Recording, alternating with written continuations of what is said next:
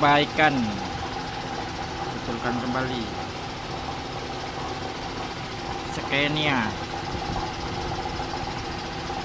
124 L420 dan 470.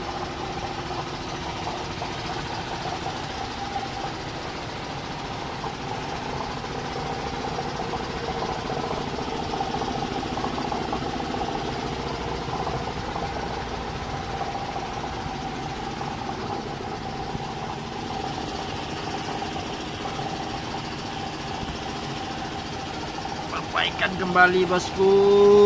Ini dah dipotong-potong nih.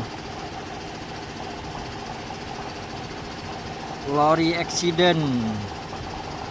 Tahu-tahu balik dari kedai insurans dah kena potong macam ini bosku. Nih tengok nih. Nih.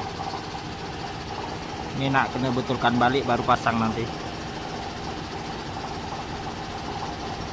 Ini potong, ini sebagian dah siap nih. Ini tadi saya potong nih. Yang ini belum siap lagi, ya sedikit lagi. Ini kita guna selotip bakar tuh barangnya.